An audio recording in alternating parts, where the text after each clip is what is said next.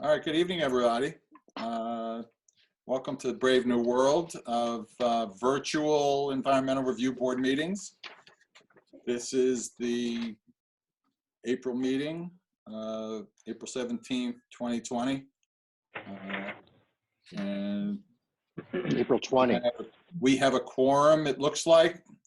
I see David Horowitz and Ivan Alter and Ted Holmes, in addition to myself, John Rosenblum. We have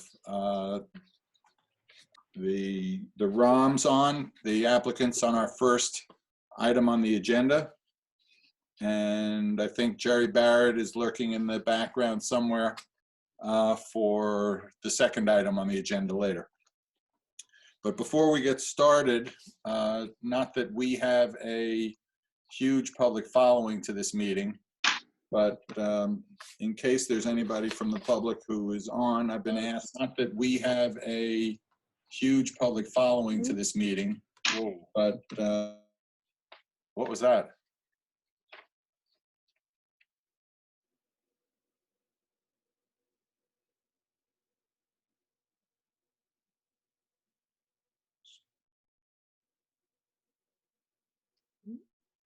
I can't hear you, Carrie. You should be all set. There was a Now request on my desktop. Sorry. Okay. To continue, I've been asked by the town board and the chairs of all of the regulatory boards are being asked to do this. I'm being asked to start the meeting tonight with an announcement having to do with the census. Before we begin our meeting, we wanted to remind everyone that Census 2020 is well underway. The census helps to determine funding for valuable federal programs such as schools, roads, healthcare, and public safety. Every household will or should have received already a census invite that can be completed in less than 10 minutes online. Those have been sent by mail, they've been sent online, and they can be completed online by phone or by paper questionnaire. Remember that spending 10 minutes on the census will help the town receive its fair share of federal funding for the next 10 years. So let's make everyone count by completing the census today.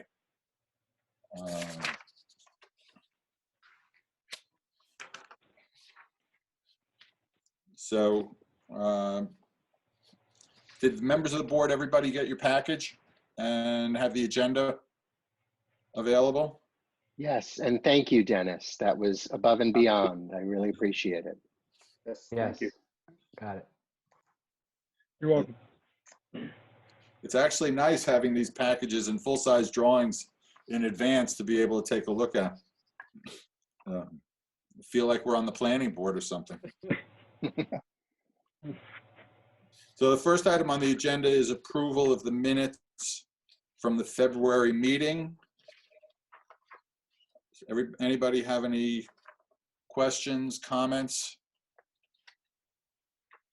on the minutes? I do not, John. No, Okay. neither did I. I'll move to approve the minutes. Second? Second. All in favor? Aye. Aye. Unanimous? Yeah. Okay. So the next item on the agenda is the ROMs at 121 Commodore Road. And their architect, Mary Scott, is or was with us. I'm here. And so Mary, if you want to present the application to the board. Sure. Okay. Good evening. Let me put pictures up.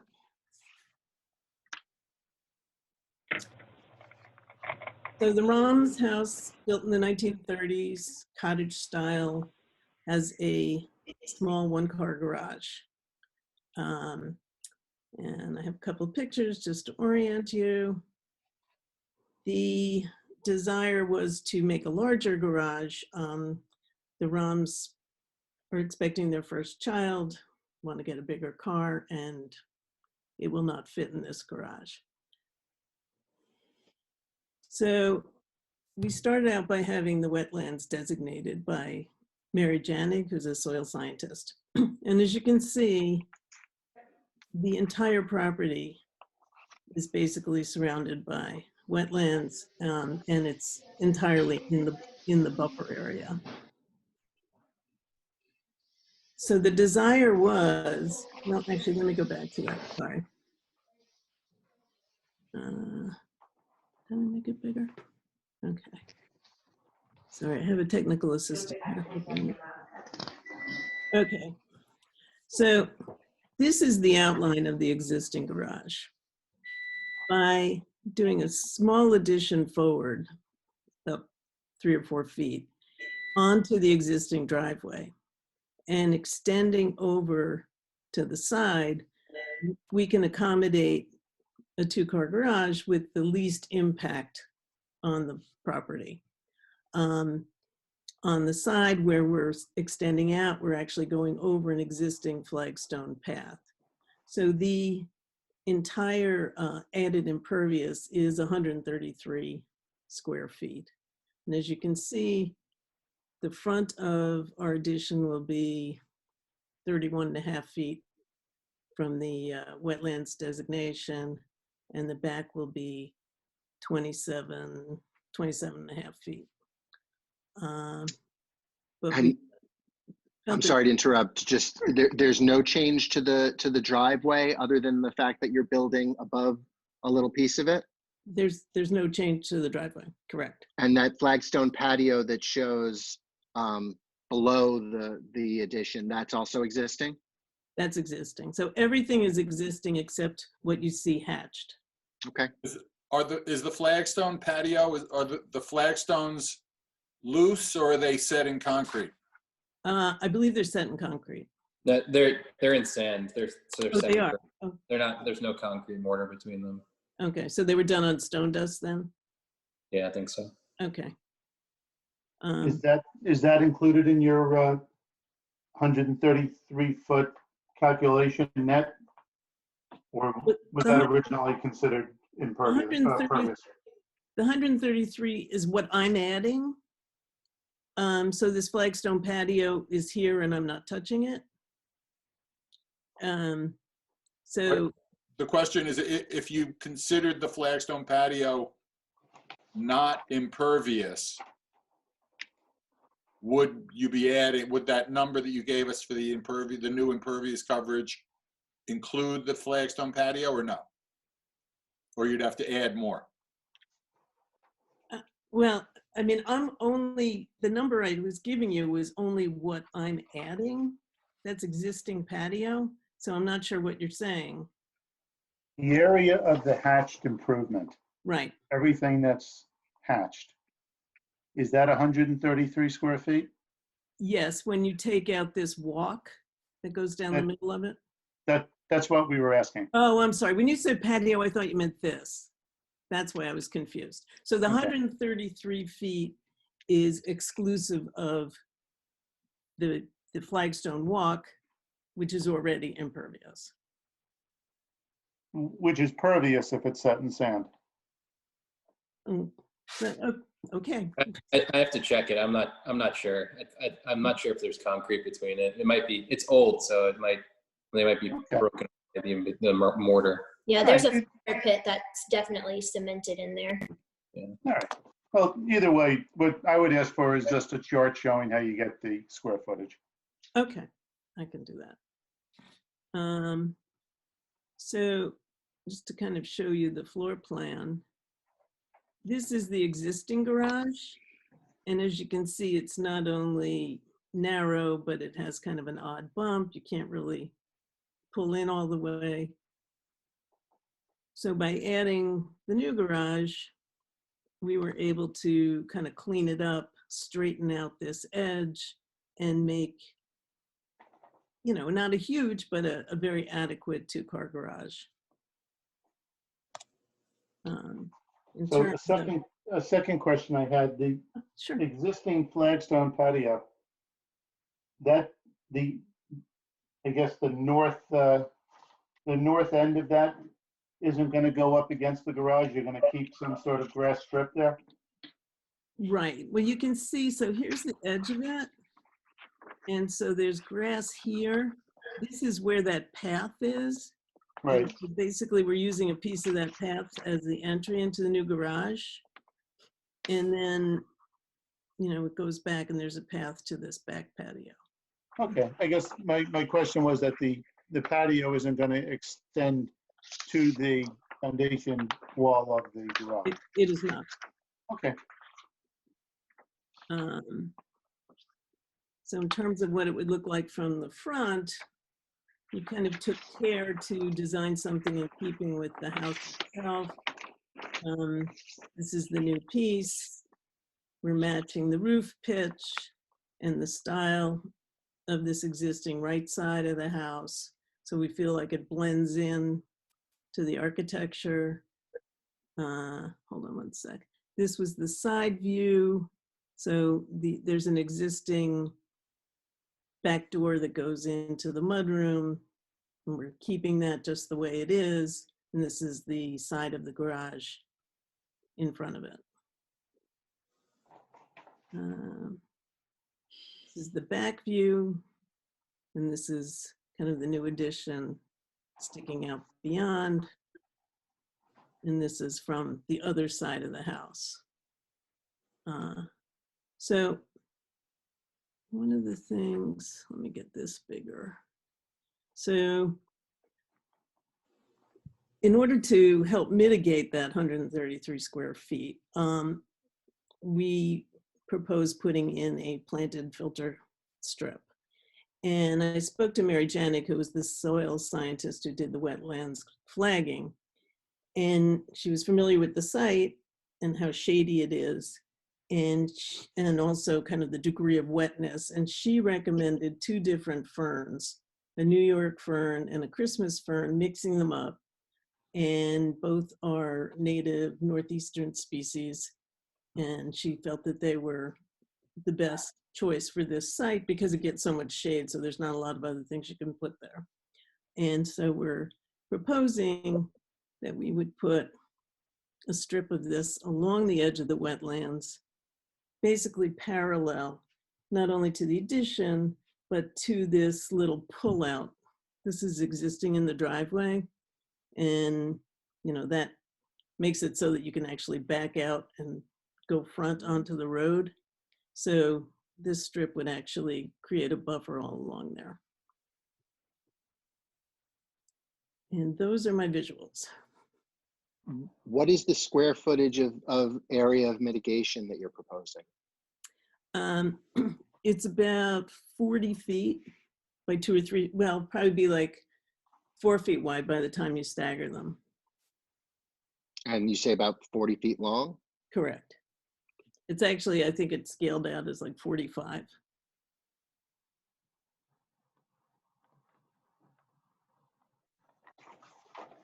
I had two questions. One is the drainage from the new addition, the leaders and the gutters coming down, the gutters and the leaders coming down.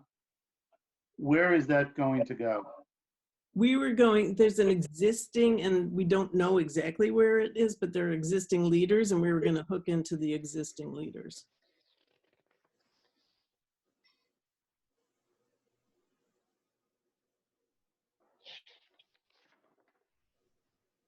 So I'd be interested in that. And then the other one is, as part of the mitigation, did you think at all about, I don't know which way the driveway pitches, and if It goes up the Commodore.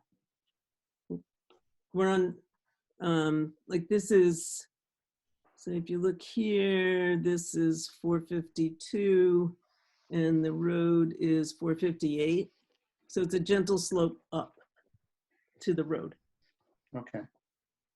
So water coming down the driveway is going to come down to the entrance of the, and to the garage doors? Well, I mean, it's a similar situation to what there is now. I'm only asking, did you consider putting a trench drain in front of the garage doors so water doesn't roll into the garage. And if you add a trench drain across the face of the garage doors, do you run it to a dry well someplace? The problem with the dry well in this site, because you're so surrounded, I think it might be an issue with the water table.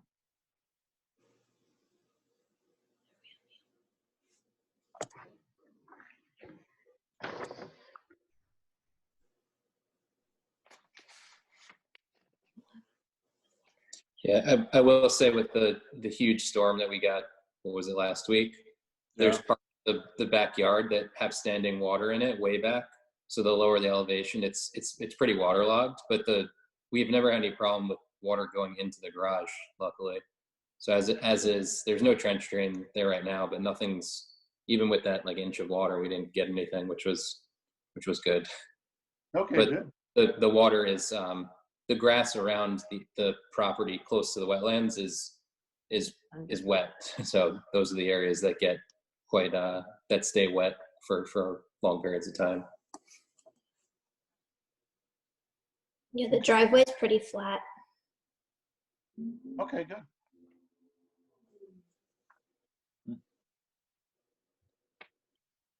No, those are my two. Dennis, have you been out to the site?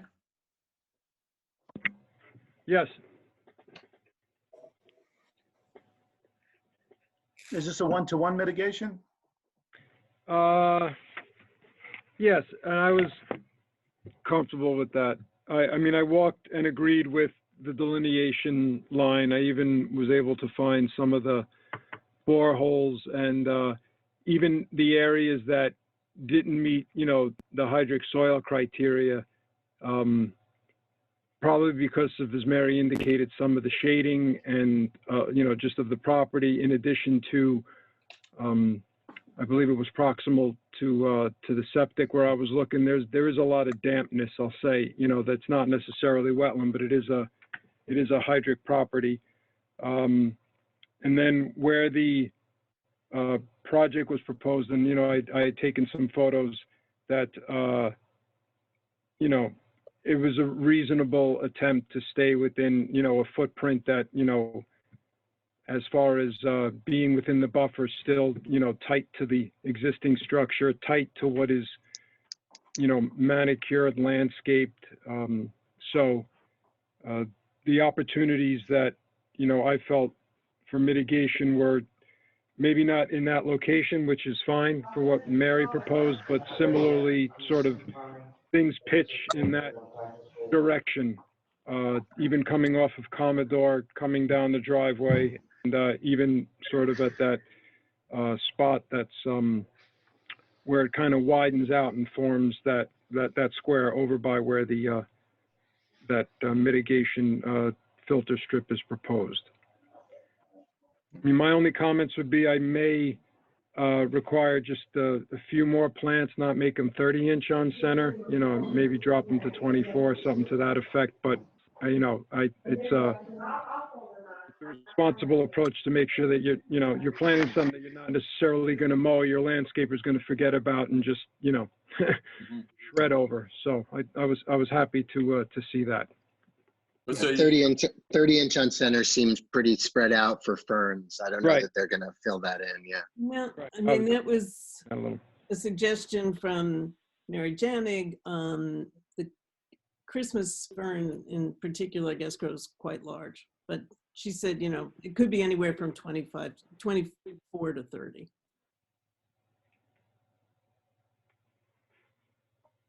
We like ferns.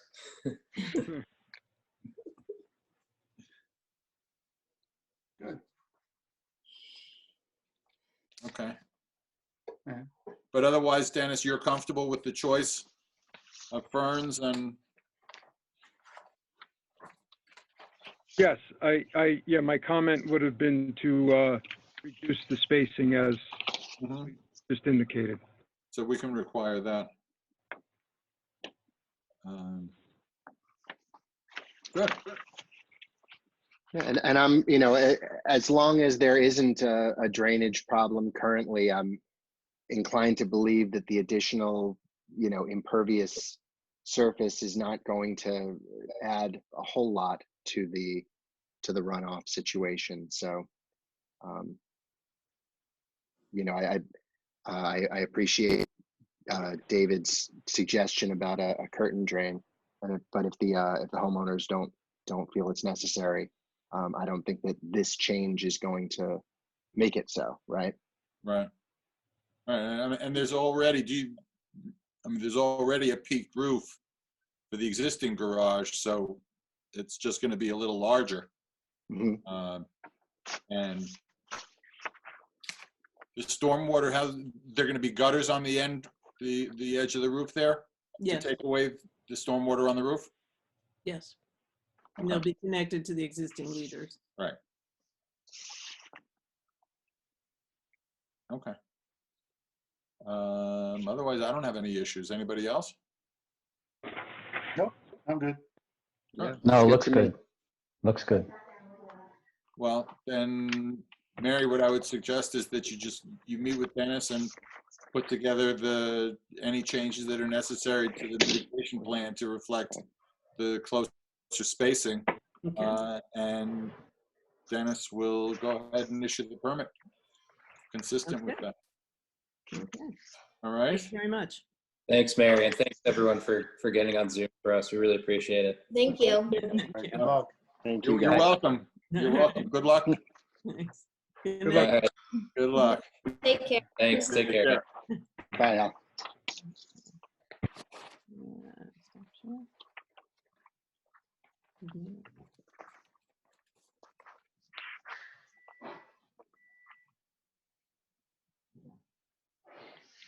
Okay, did we lose Jerry?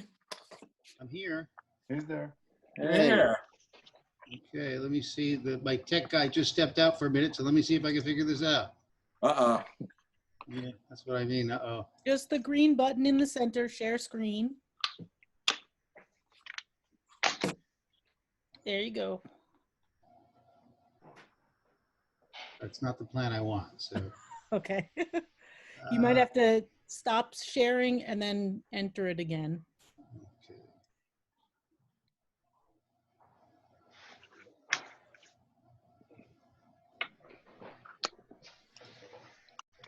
Okay. I think my clients, Stephen and Carolyn Barg, are going to be joining in a second, so they'll probably pop in. I'm here, Jerry. Okay, there's Stephen. Okay, so Can I just interrupt for a second? I apologize, and if I'm missing something, I'm sorry, Jerry. Were you guys supposed to formally go through a motion to approve the prior application? And if I missed that, I'm sorry. We don't usually. Okay. All right, I'm quiet. Sounds good. Okay. Thank you. Too many meetings, sorry, bye. All right.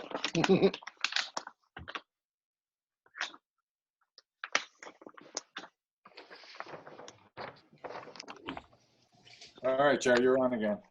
okay. All right, so I'm going to try to change my cursor to a different color so you guys can see that. Again, my tech guy just stepped out, so you're stuck with me. At the top, it should say view options. And if you click on it, go to annotate.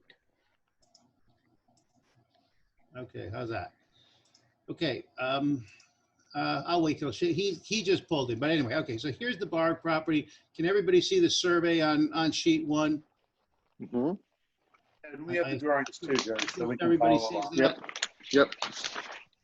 So what you have is you have the Barg property. It's on the east side of the site. We have a wetland adjacent to Hardscrabble Road. It's in this area. It's a DEC wetland, and there's also a finger of local wetlands that extends beyond that. Then you have the buffer lines. So this would be this area here is the 100-foot DEC buffer. But because of this finger that protrudes out of and is considered local wetland, we have this more restrictive town buffer right in here. This is an existing garage. So what you're seeing here is you're seeing the garage, you're seeing the house here. The subject area where we'd like to put the swimming pool is this mowed lawn area right here, and that's basically right here. From a zoning compliance point of view, in that this pool would be located technically in the front yard. You have to triple the front yard setback, and that's what this line represents. So it is zoning compliant from a setback point of view. So that's where it is. And you can see how we're trying to couch this thing in here. This is the 100-foot wetland buffer line, the local line, and you can see how we're trying to get that pool sandwiched right in there. So while we think we have a zoning compliant plan, what does happen, and based on the coverage calculations, we will go over on our coverage calculations on development. And that's because they have this very, very long driveway that comes in, and this would require a zoning variance. But after review with your board, and you know, presumably we can make some progress, we would ask that you refer us to the ZBA, and we would go talk to the ZBA about that variance for that. And you know, our argument to the ZBA would be that you know, the issue is they built the house way back when to get back, I think, probably away from the swampy area in the front, and so they put the house in the back. Septic area is right in here. Hey, Jerry. That would be our argument, but that's something that we can talk about as we move forward. Shane, can you turn this cursor into? Hey, Jerry, the house was built in 1912, and that was an orchard before. I don't believe there was actually wetlands there before, to be honest. I think it's a consequence of town water and septic and a bunch of development, but it doesn't really matter. I mean, it was an orchard before. That whole front yard was an orchard. It was an orchard. It wasn't wetlands. Okay. But it doesn't matter. So the driveway went beyond the orchard. So this used to be an orchard, is what you're saying? Yep. Okay. I'm going to move to the next plan, our site plan. Uh-oh, Shane. How do I get back to my plans? Share screen. Click that on the Adobe. System as well. Yeah, that's it. Okay. So now what do I got to do? I got to do this thing all over again with the. Go up. Yeah,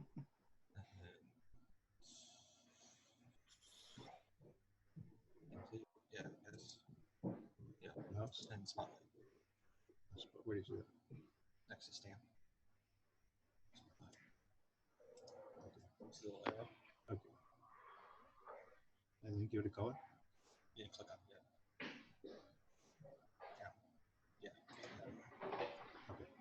Okay, so this is our site plan. I'm sorry, I'm a little bit rusty here. I haven't done this before. I think the significant thing to note is, and what we've garnered from past experience with the ERB and conversations with town staff, the critical thing here is to try to respect this line for the pool structure. And this is that 100-foot local wetland buffer line right here. So you can see what A is the proposed pool. And you can see that we have that pool. We have that pool, and we've got that pool. So we've got it inside that. So we have the structure of the pool. The structure itself is outside of the wetland buffer, and we felt that that was paramount. And based on my discussions with town staff about this, they all agreed that that was going to be a paramount consideration for this board. And you know, based on my experience with the board, I understand that too. And then what we do is we do have a patio around the pool, and where we would be encroaching into the buffer is, you know, to put a little walkway around the patio, around the pool here. We have a little bit of a patio here. And we have a little bit in this area right here. And we're going to get to an impact plan on sheet 4, but other things that would go into the buffer, if you will, would be that some way, shape, or form, we are going to have stormwater management. We have not detailed that yet. We need to retain our stormwater engineer to help us with that. And we'll be going forward with that after we get some initial feedback from this board. But there would be a pool fence around the pool. That's what that red line is right there. That's a pool fence. There will be some grading because we are going to set the grade of the pool at the highest elevation in the yard right here. And then it's a little bit lower on this side. So this side of the pool on this side would be built up a little bit. Hence, we're going to have a little bit of a slope here to catch back up to grade. Other than that, there is also an existing propane tank right here. It's a 500 gallon. We're going to switch that out to a 1,000-gallon tank to take care of the pool and the generator. There is a new generator that's going to go in right here, and we're going to put the pool equipment right here. Both of those are out of the buffer. There will be a sunning patio over here. There's going to be an outdoor kitchen here. All of that's out of the buffer. The other thing we're going to want to do, and we're going to get into that, I'll explain it a little bit clearer when we get to sheet 4, is we have a driveway right now. This is the line of the existing driveway right here, and we want to move it to here. So we're going to be shifting it over. We're going to be basically taking areas of pavement that are here, and we're going to just shift it to the other side, and I'll explain that when we get to sheet 4. This is the septic system right here. There is a 50-foot setback that we can't have any stormwater management within 50 feet of that, and that's why this stormwater management area starts here.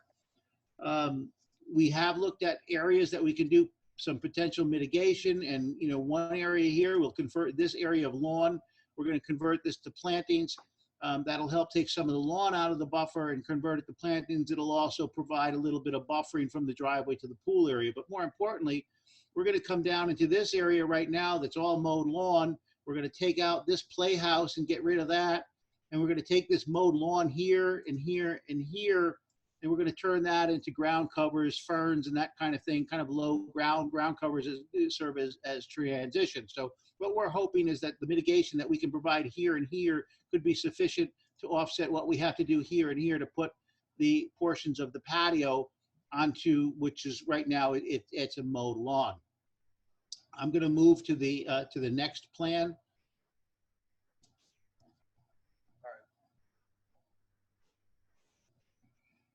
Go back. The PDF. Yep. Click on it. Sure.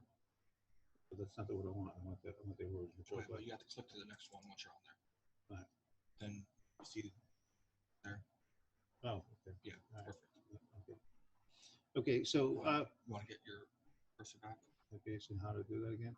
Go up and say Mouse, spotlight, spotlight. arrow. Okay, so this is just kind of our erosion control plan. Again, here's the pool area here. This, of course, is the buffer area here. We show this just to demonstrate to the board that we think we can really contain what we have to do here to the smallest practical area. This is our grading limit line that you see in this black dashed line is our grading limit line of what we have to do. We do encroach into the buffer in this area. You can see the encroachment is here, and the encroachment is here. But what we would do is, you would bring in a machine, they would strip off the topsoil, they would stockpile the topsoil because we'd reuse that for landscaping. They would excavate the pool, put it onto dump trucks, take the fill out of there, then they would go in and they would build the pool. We would have the whole area surrounded with silt fencing and coir logs and whatever else we needed to do. But we think we can manage this. We would protect the septic system with construction fencing. But we think we can get in here and get out of here and keep everything contained to this very tight area.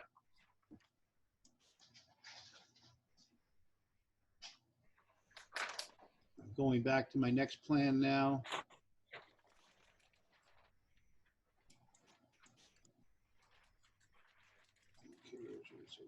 Okay. So this is what we call the wetland buffer impact and mitigation plan. And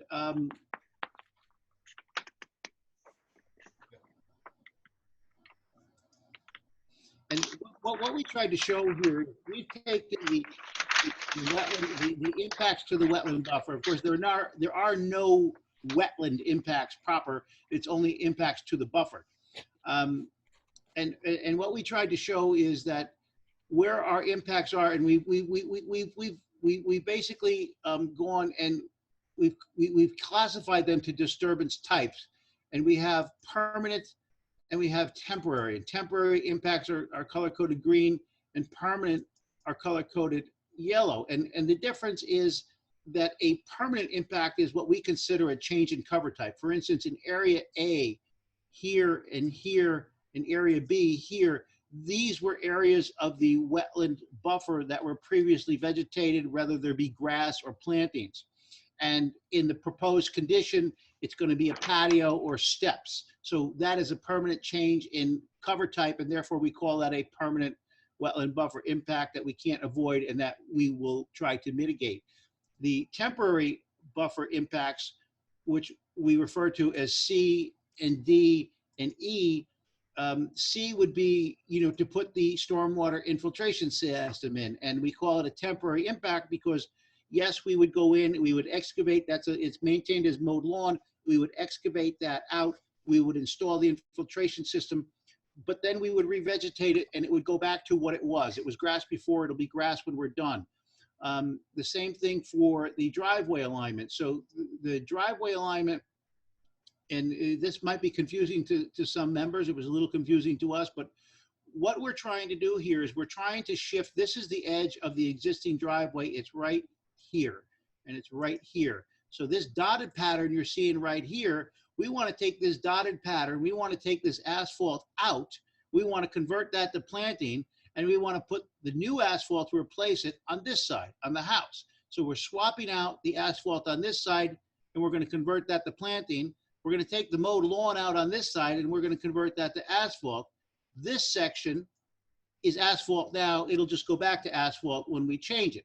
But as a result of doing that, we are reducing the size of the driveway by 224 square feet. So we consider that a temporary impact because we're basically taking asphalt out of here and turning it into planting and taking grass over here and turning it into asphalt. So we would consider that a temporary temporary impact. It's kind of a wash.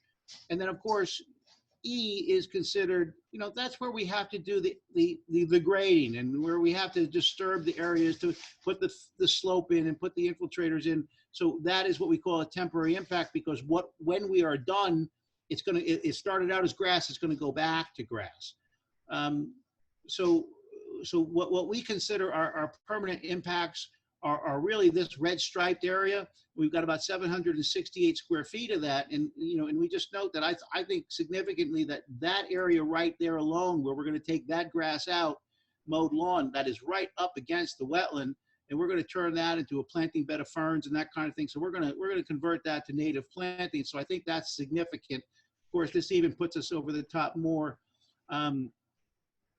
So I think that what we've tried to do, we've tried to balance this thing and we definitely have gotten the structure itself outside of the buffer. And I know that the board does not like to see structures in the buffer. We worked hard to do that. One of the things that, previous plans had pools or spas that were outside of that. And I know that was something that the board usually does not like to see. And that's why we came forward with this plan. That's kind of the overview of kind of like where we are and what we're trying to do, and we're hoping to get feedback from the board.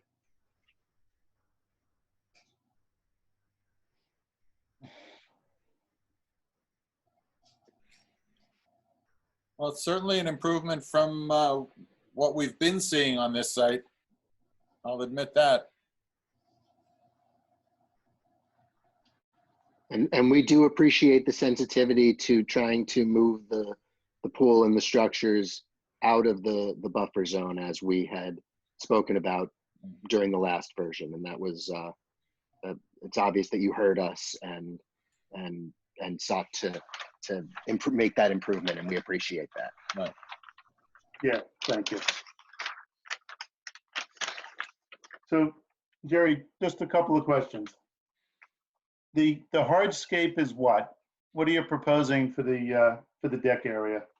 Well, I talked to Stephen about this, and I think we can be flexible about that. And, we know this is a sensitive project, and I talked to Stephen. I said, how would you feel about a permeable paving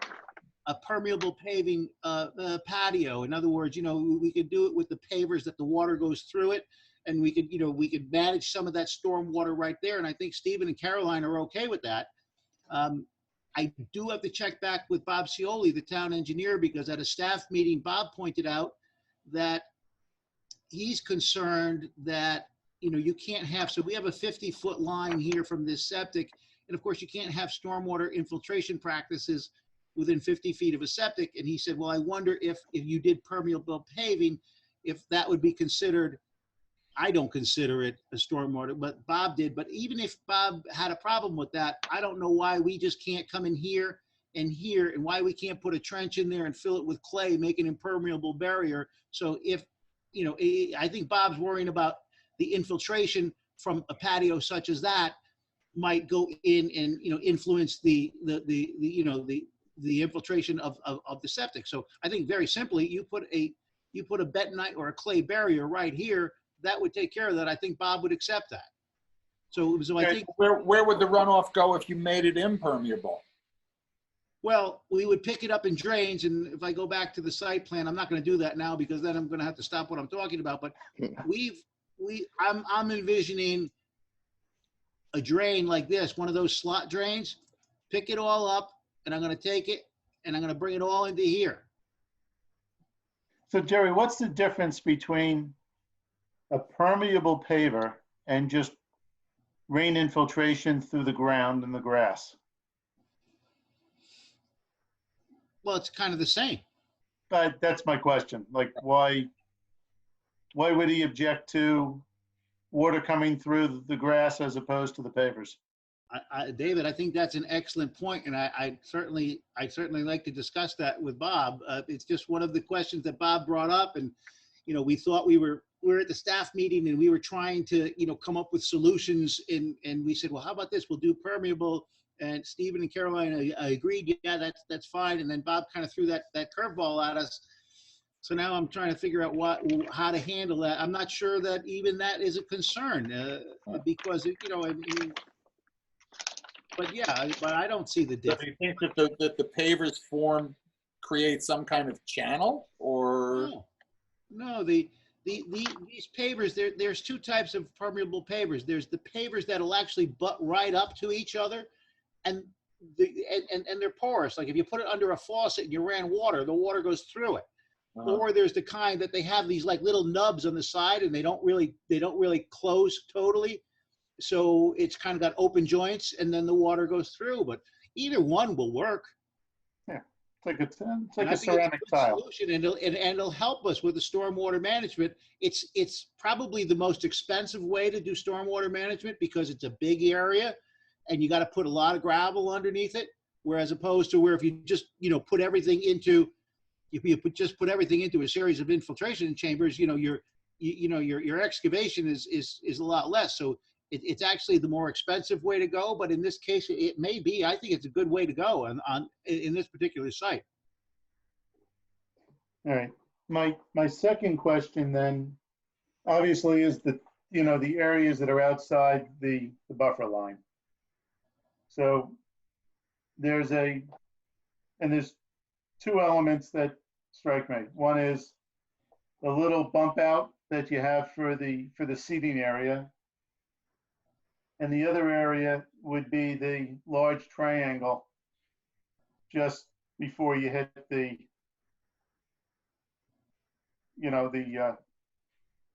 drainage field. As far as trying to, I understand you need to have a minimum. What's that? Where Jerry has the arrow? Yeah. Right. So, area where the C is. Yeah. Understanding there's got to be a deck around the pool, around the perimeter, but trying to mitigate what that impact is, or avoid, I should say, how much area is outside the buffer. Well, again, David, what this area right here, where this area C, that triangle you're talking about, right. That area right there where the G is, and that area right there where the U is about 877 square feet. Okay, and that is area that is maintained as mowed lawn right now. So I don't think you're really getting a lot of buffer function out of that. But I think, and you know, based on past experience with this board and other projects that I've worked on, that I think it's reasonable to propose that, to take that 877 square feet and say that, hey, let's take this area of lawn and change all that to plantings that's over 1,000 square feet is a reasonable mitigation solution that addresses that impact. So I wasn't really talking about Yeah, to the make this radius. even bigger, I think that we could make it bigger. Yeah. So Jerry, I wasn't really talking about the radius at the short end of the pool. I was talking more about the seating bump out on the left. Right there. No, well, that's the triangle that I was referring to, about can some of that be notched out and a garden area be put there? And then to the left of where your cursor is, where the bump out is for the seating. At the bottom of the pool.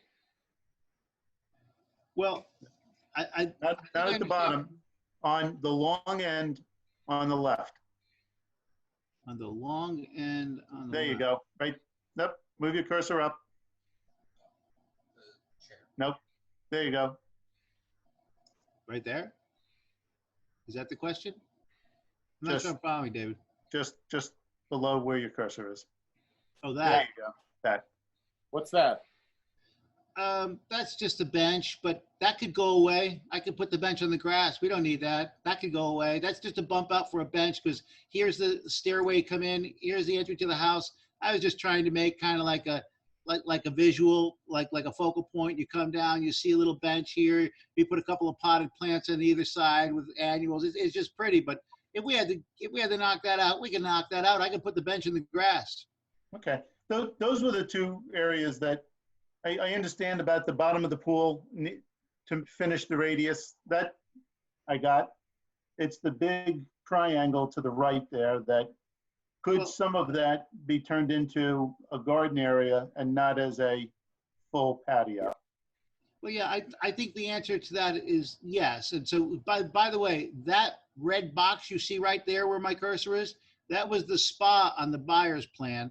And just for reference, this is the buyer's pool that was, in the buffer. But here's the challenge there, David. You see this set of steps here? So Yes. I would at least have to have my patio come into here, or preferably here, and then I could notch it this way and notch it that way. So could we take a bite out of that and make that planting? Absolutely. Okay, my point was take a bite out of it. How it should be done, you know best. But to me, that's two areas to mitigate the impact, understanding that the radius at the bottom, you really can't do anything with, just there's a minimum clearance you got to get. So those were my two comments. Okay. I think we could certainly address that. And show you guys something at our next meeting that we can come back with something to address that. That's great. Jerry, one of the questions that I had when we were out in the field on this last time, the area of the lawn, especially as you get down to the wetland, it was pretty squishy. And I'm just wondering why, when you talk about doing the mitigation in here, you seem to have what looks like a, kind of a dog leg strip there, as opposed to doing something that would extend further up and basically return a lot of this lower lawn to whatever it wants to be. Because Are you it looks talking to like, this area here, John? no, further to the left. Further to the left. Here? Up, no. North, Jerry. North. North. North and west. North and west. The area behind what the playhouse is. Oh, There this, you are. this is all There you natural. are. This is all natural. That's not lawn. This is the line of the lawn here. This is the line of the lawn. Is it? Yeah. See, Yes. look at I. It says line of existing lawn. This is the line of the lawn. This is all Okay. natural. This is all. Okay. This is already natural. So we're just proposing to take this natural area and extend it to here. No, that's consistent with what we had suggested at one point in the field. Yeah. So you know, we've done that. And if we have to massage that, you know, to make this work better, I don't Yep. think that's a problem. Yep. Okay, no. Hey, John, if I could, we've spoken to the prior owners. Actually, it was 2 owners ago. This was a baseball field time when, and the wetlands weren't wetlands. It was all field. Just FYI, okay? Everything to the west of where the grass is, people played baseball from the edge of Hardscrabble Road and the Art Center back towards the house, Wow. okay? So, I mean, it's a bit frustrating for us to watch our entire lawn get taken away by town water and septic, because this is all due to development that's gone on since we've owned the house for 27 years, or 27 years, or 24 years, sorry. And it's frustrating. It gets wetter every year. And it's not due, I mean, wetlands is whatever the Department of Environmental Protection says it is, and that's fine, and we accept it. But every year we've lived there, it's become wetter because there's more water coming down the slope to us. And frankly, when we applied for the pool in 1990 or 1992 or 96, I guess, when we first applied, the wetlands boundary was a lot further back, and it keeps encroaching further. And that's fine. We'll do whatever you guys tell us to do. But this isn't, I mean, you guys are doing a great service and we appreciate it. And we're grateful to you for your service. But this isn't natural. This is unnatural encroachment on property. And I can tell you that for a fact because we have pictures of it. Mm-hmm. So we can do whatever you want us to do, and we will. But just know that this used to be this was dry land. Doesn't surprise me. Okay. And we'll do whatever you want because my wife wants a pool, and we'll do whatever you want because my wife wants a pool, and it's more expensive for me not to get my wife the pool than it is for me to do whatever you want. You guys laugh, but this plan goes a long way to getting us there. okay. And, you know, Jerry's been great. And by the way, just while I've got the floor, I'll apologize. Nobody hands you a manual. You know, we bought our first house in Chappaqua in 1990, and nobody hands you a manual and says, hire these people, don't hire those people. And we apologize for that, okay? We didn't know. And now we know. And we know we put you guys through a lot, and we apologize for that. Now we know, and we're sorry we did it. We were handed a brochure and a bunch of drawings. We said, that looks good. If we can do that, we want to do that. And for that, we're both sorry and eternally grateful to Jerry. And to the extent we can get through this process with relatively fewer scars going forward, I think we'll all be appreciative. And we'd be grateful to you for getting us our pool. So thank you. Understood.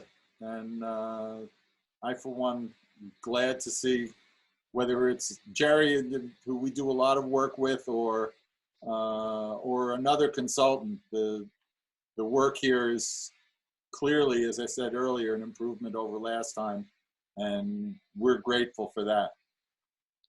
We never wanted to do something that wasn't consistent with the goals that you all try to achieve. We just didn't know. Understood. Okay.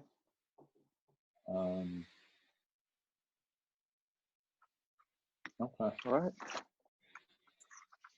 Anybody else? Ivan, you got any questions, comments at this point, or? No.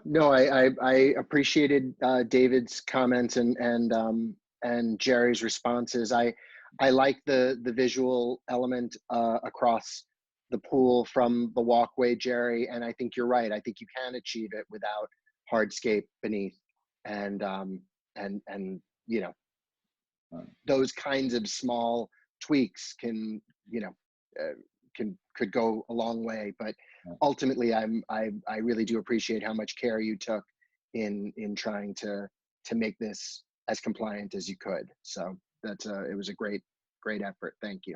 Yeah, I especially like, whose idea was it to move the driveway, Jerry? Stevens or Caroline's, I think. Really? Yours, Jerry. Because I think that really does help a lot. It Uh, helps hugely. Because, know, I mean, if you saw the site, John, the driveway was right on top of the pool, and it was just.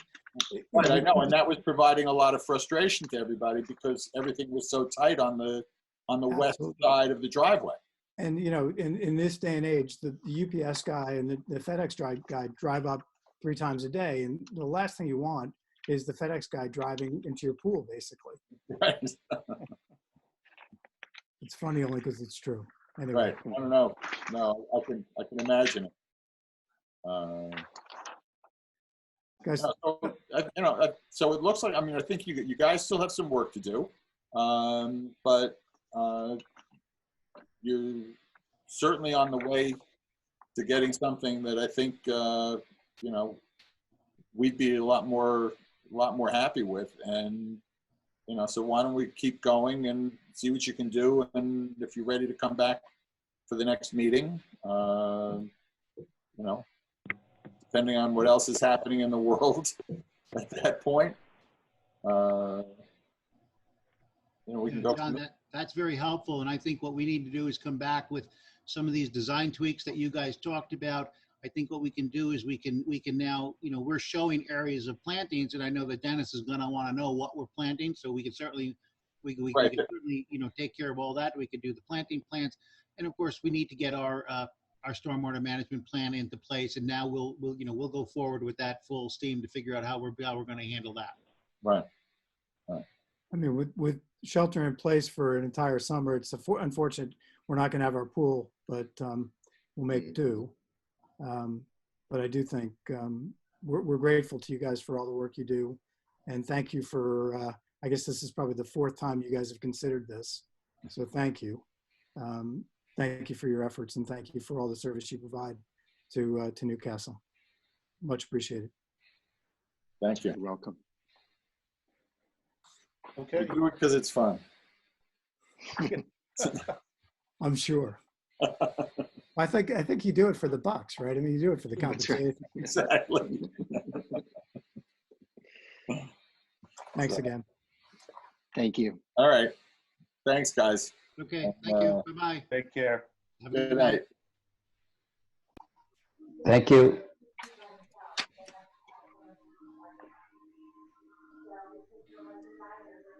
All right, Jer.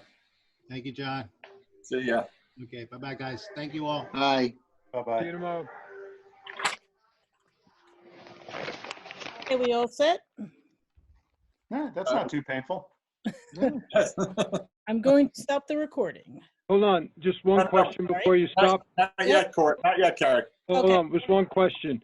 Yeah. So, because I know that this obviously represents something new administratively, I know that asking for the formal denial of this application in order to go before the planning board, which is kind of where it sits now, was kind of new. So I'm guessing now to make that loop and sort of head back is also going to be kind of new. So I was wondering, is this like a 2-parter with respect to part 1?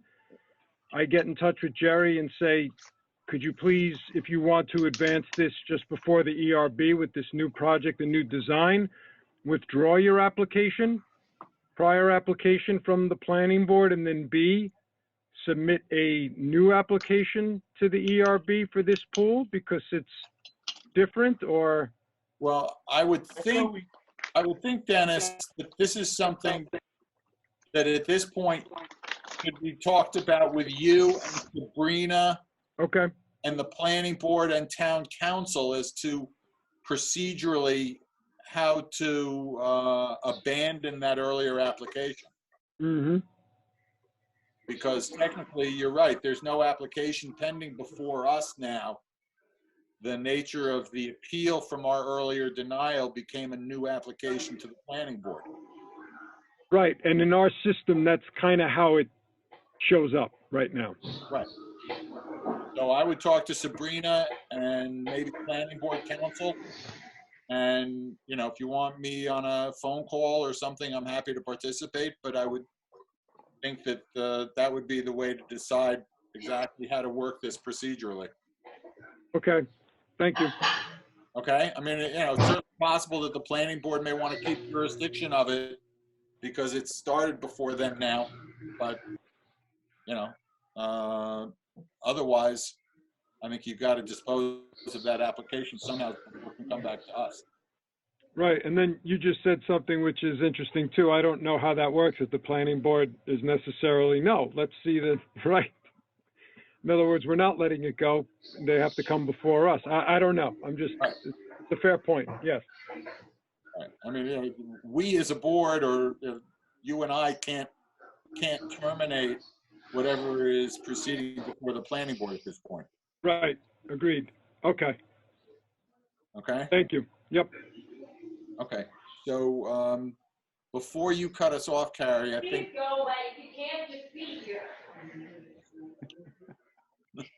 Somebody want to be on mute?